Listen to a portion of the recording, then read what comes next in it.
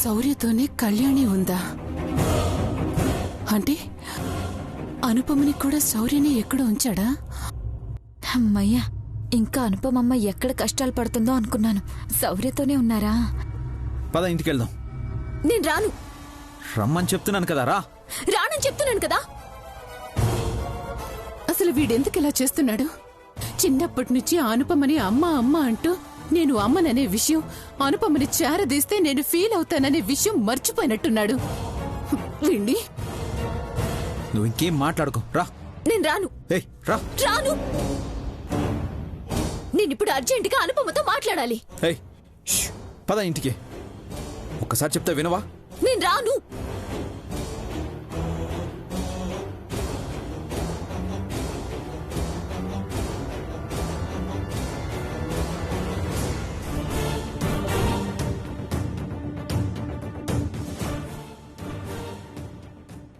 అరే, భలే మాయమయ్యారే.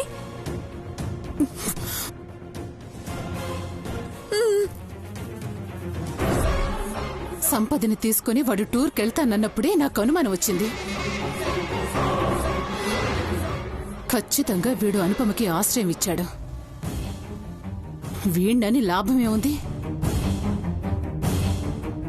అనుపమ గురించి అమ్మకి చెప్పాలి. పద.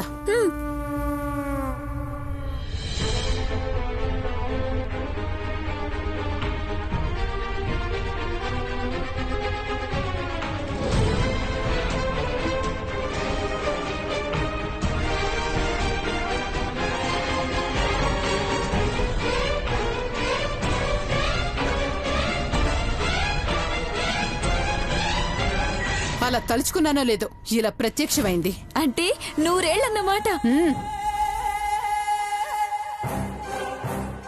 దొంగలా పారిపోతున్నావు. ఎక్కడికి? నువ్వు ఎక్కడికి వెళ్ళిపోయినా అమ్మా అమ్మా అంటూ నా కొడుకు వెతికి మరీ నిన్ను పట్టుకుంటాడు. అంత ప్రేమని నటించావు వాడు ముందు.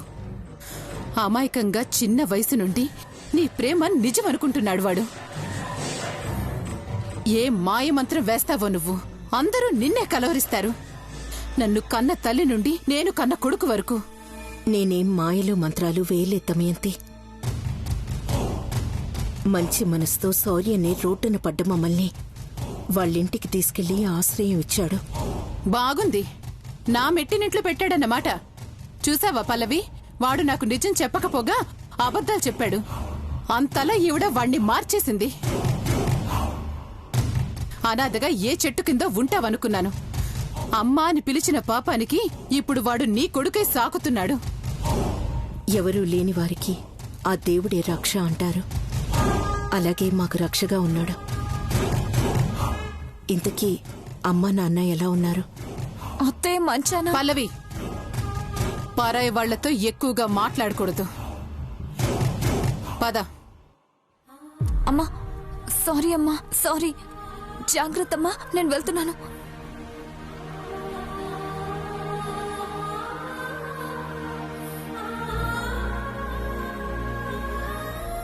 భగవంతుడా, అమ్మ నాన్నల ఆరోగ్యం బాగుండేలా చూడు. అమ్మ మనసు మార్చి అమ్మ దగ్గరికి మమ్మల్ని చేర్చు స్వామి.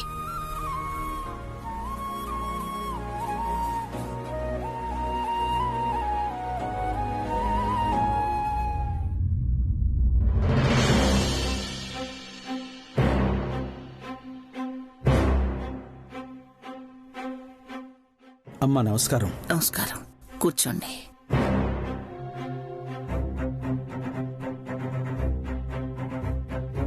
డాక్టర్ని తీసుకొచ్చినా ఒక అర్థం ఉంది చిన్ని. లాయర్ని తీసుకొచ్చి మా ముందు కూర్చోబెట్టావేమిట్రా? అమ్మే పిలిపించమంది నాన్న.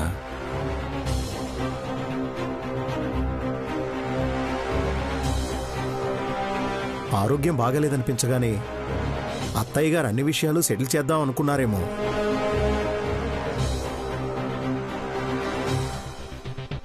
ఏం శివ, ఏం మాట్లాడవే?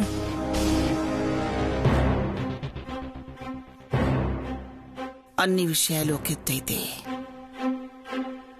అనుపమ జైలు విషయం ఒక ఎత్తు.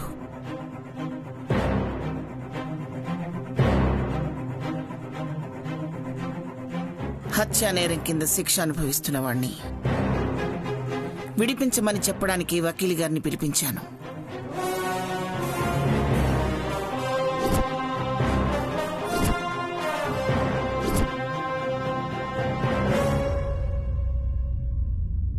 అమ్మా, ఆల్రెడీ తీర్పు చెప్పడం, కారాగార శిక్ష అమలు చేయడం జరుగుతోంది. ఇప్పుడు విడిపించమంటే కష్టం, అసాధ్యం అని చెప్పకండి. ఇప్పటి వరకు న్యాయస్థానంలో అడుగు పెట్టకపోయినా చట్టాల గురించి ఎంతో కొంత నాకు అవగాహన ఉంది.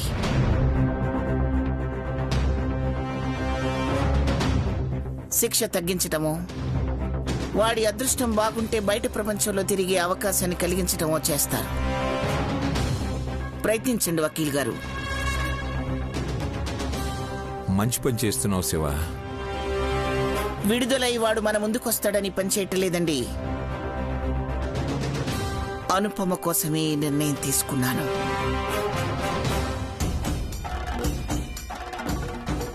అవును, వాడు శిక్ష అనుభవిస్తూ కూతురు బాధ్యతని అనుపమ మీద వదిలేసి ఇబ్బందులకు గురి చేశాడు.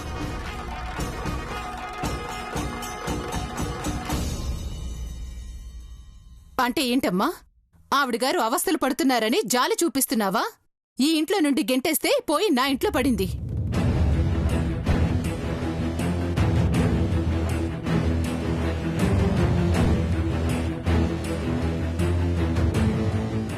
ఏమిటి?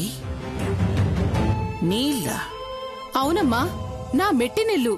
ఇప్పుడే చూసొస్తున్నాను.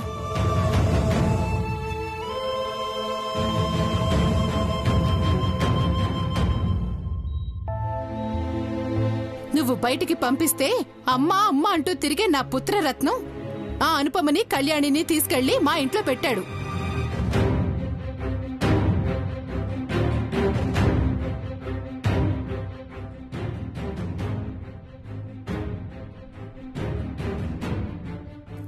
ఆ అనుపమ నంగిలా ఉంటూనే అందర్నీ తన బుట్టలో వేసుకుంది. కళ్లల్లో నీళ్లు పెట్టుకుని మాట్లాడిందంటే ఎవ్వరైనా కరిగిపోవాల్సిందే. ఇక నా కొడుకు కరగడా? దమయంతి,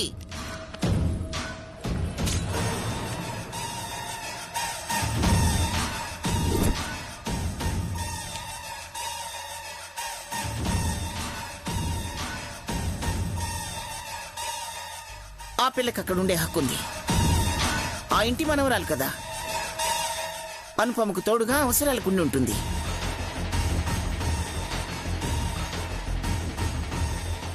అయినా నువ్విక్కడ పడి ఉండడం లేదా? నేనెప్పుడన్నా ఏమైనా అన్నానా?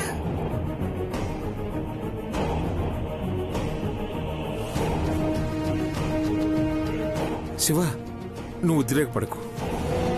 ఇప్పుడు ఆ మాటలు ఎందుకులేమ్మా? వకీల్ గారు, ఈ విషయాలన్నీ పక్కన పెట్టి వాణ్ణి విడిపించే ప్రయత్నం చెయ్యండి. ఎంత ఖర్చైనా పర్వాలేదు. అలాగేనమ్మా, వస్తాను.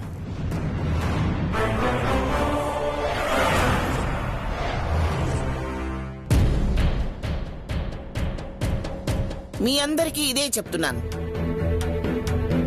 ఆ కళ్యాణి వల్ల అవమానాలు, నిందలు పడ్డ అనుపమకి ఆ పిల్ల నుంచి విముక్తి కలిగించాలని ఈ నిర్ణయం తీసుకున్నాను.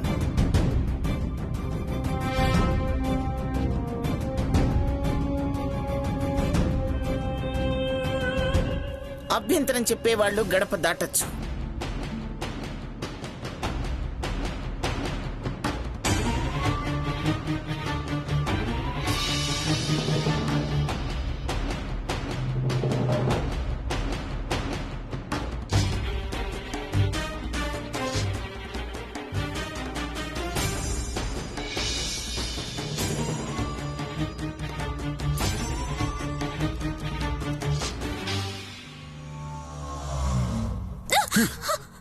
ఏ మెంటల్, ఎదురుగా ఏం వస్తుందో చూసుకోవా? కొంచెం ఉంటే ఎంత ప్రమాదం జరిగేదో తెలుసా? పిచ్చి దానిలో రోడ్ల మీద తిరుగుతున్నావు. బయటికి వెళ్లాల్సిన అవసరం ఏమొచ్చింది నీకు? మీ అనుపమ ఎక్కడికి వెళ్ళింది? ఎక్కడికి వెళ్ళా నీకు చెప్పెళ్ళాలా? కనీసం మీ ఇంట్లో వాళ్ళకైనా చెప్పిందా ఆల్రెడీ పెళ్లిన వాడిని పెళ్లి చేసుకున్నాను అని?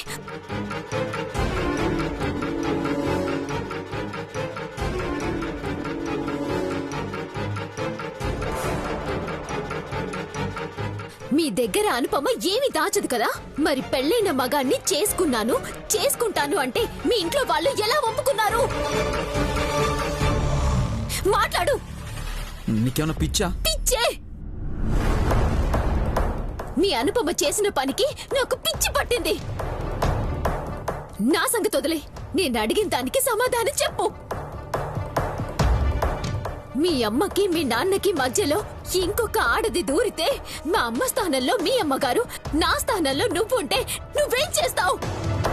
చూడు, నువ్వు అనుపమ గురించి తప్పుగా ఆలోచిస్తున్నావు. నీకు నిజం తెలియదు కాబట్టి ఇలా మాట్లాడుతున్నావు.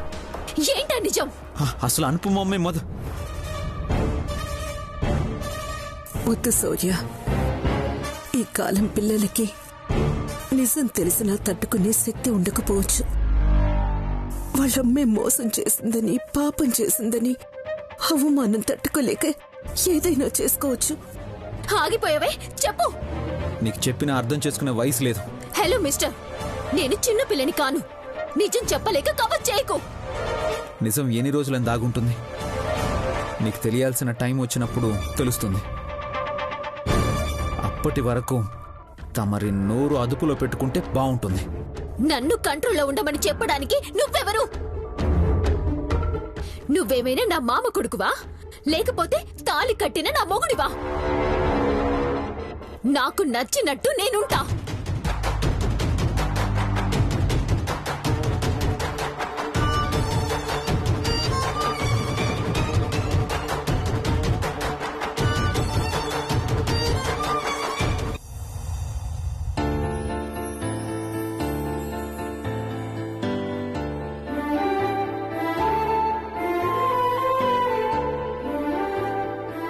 అమ్మా, ఏం చేస్తున్నావు? కళ్యాణికి నూడిల్స్ అంటే ఇష్టమట, చేద్దాం అనుకుంటున్నాను. ఓ గ్రేట్. తన ఇష్టాలను కూడా చెప్పుకుంటుందంటే తనలో మార్పు వస్తున్నట్టే. నా ఇష్టం ఏంటో కనుక్కున్నారా ఎప్పుడైనా? సిద్ధు కావాలి అంటే మీరు మనసు మార్చుకొని తనతో నన్ను వెళ్ళనిస్తారా? కళ్యాణి ఏం చెప్పలేదు శౌర్య. వాళ్ళ నాన్నగారి దగ్గరికి వెళ్ళాను. కూతురికి ఏం కావాలో ఆయన చెప్పారు. అమ్మా, నాకు చేసి పెడతారా? తప్పకుండా. సంపద, మనం వెంటనే ఇంటికి వెళ్ళాలి. రేపు రథసప్తమి పూజ ఉంది కదా. ఇప్పుడే వెళ్తున్నామా? అవును. ఇంట్లో మహాహారతి ఇస్తారు. నేనుండుంటే పూజకి వంటకి సాయం చేసేదాన్ని.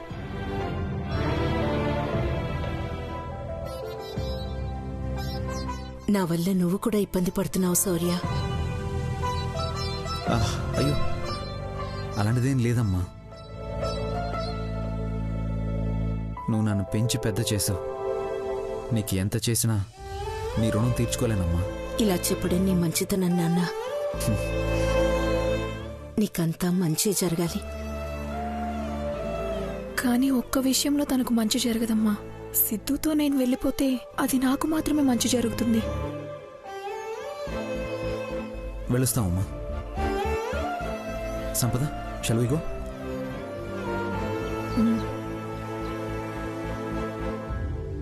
ఆ కోతి పిల్లకి ఏం చెప్పద్దులే, ప్రశ్నలు వేసి విసిగిస్తుంది.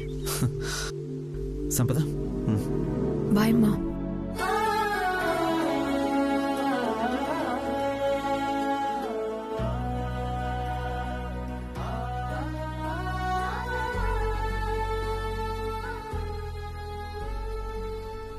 అయ్యో, శౌర్యకి చెప్పడం మర్చిపోయాను.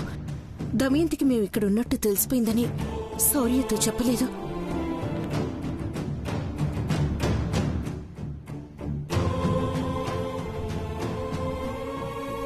ఫోన్ కలవట్లేదు. ఇంట్లో దమయంతి అందరికీ చెప్పేసి వీళ్ళు వెళ్ళగానే ఏం గొడవ చేస్తుందో ఏంటో.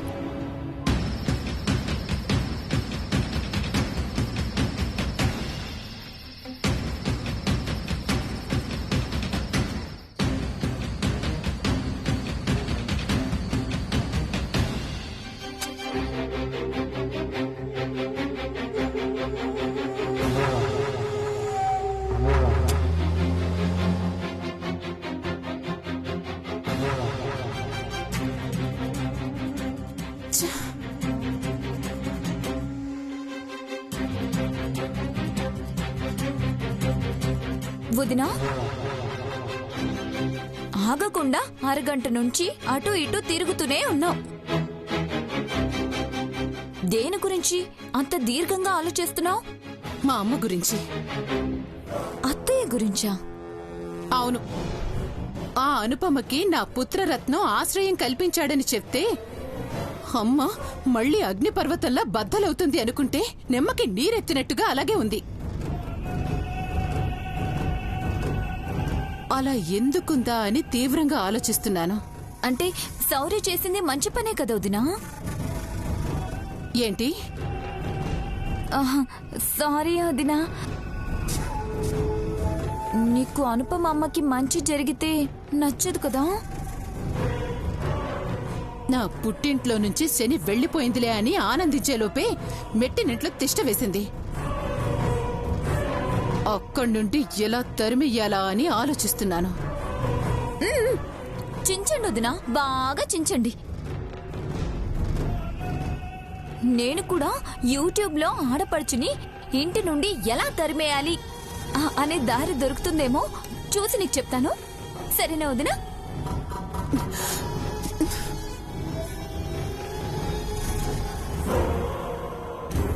ఆడపడుచుని ఎలా తరిమేయాలి? పల్లవి, చెప్పండి అత్తయ్య. రేపు రథసప్తమి, పూజకు కావాల్సిన ఏర్పాట్లన్నీ చెయ్యండి. అలాగే అత్తయ్య, చేస్తాను. సూర్యభగవానుడికి ప్రీతిపాత్రమైన మోదకాలు సిద్ధం చెయ్యండి.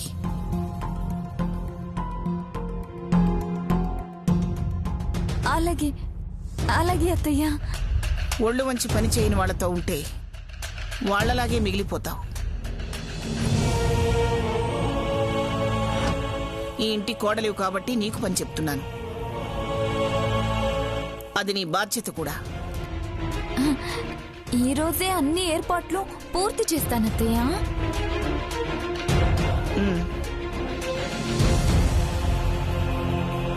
ప్రయాణం ఎలా జరిగిందిరా? చాలా బాగా జరిగిందమ్మా. అమ్మమ్మ, ఊటీ చాలా బాగుంది. సంపద నేను చాలా బాగా ఎంజాయ్ చేశాం. నిజమా? అంత బాగా జరిగిందా? అవునమ్మమ్మా. పోలీసు వాడివే ఉండి అబద్ధం చెప్పడం ఏమిట్రా? అది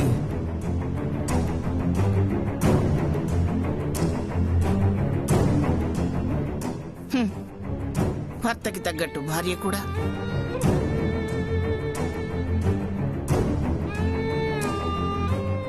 నువ్వెక్కడున్నావో మీ అమ్మ నాకు చెప్పింది శౌర్య.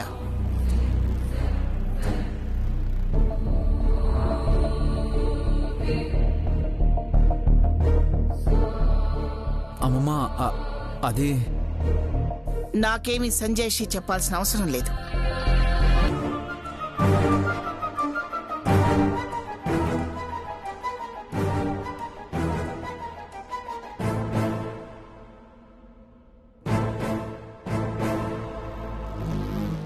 శౌర్య, ఏంట్రా నువ్వు చేస్తుంది? అసలు నువ్వు నా కన్న కొడుకువేనా? ఈ అమ్మకు అసలు నువ్వు విలువ ఇస్తున్నావా?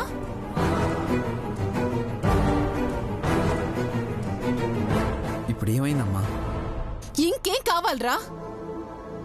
ఆ అనుపమని ఇంటి నుండి తరిమేస్తే నువ్వు మనింటికి తీసుకెళ్తావా? తీసుకెళ్లే ముందు కనీసం నాకు చెప్పాలని అనిపించలేదా?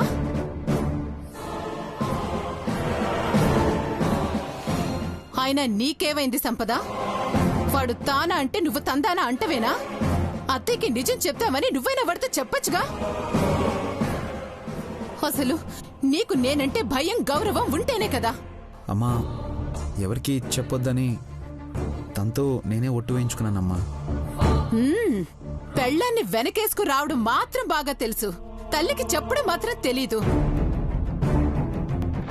నేనంటే ఇంట్లో ఎవరికి లెక్క లేకుండా పోతుంది.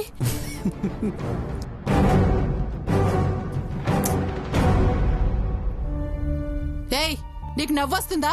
వెళ్ళవతలకి.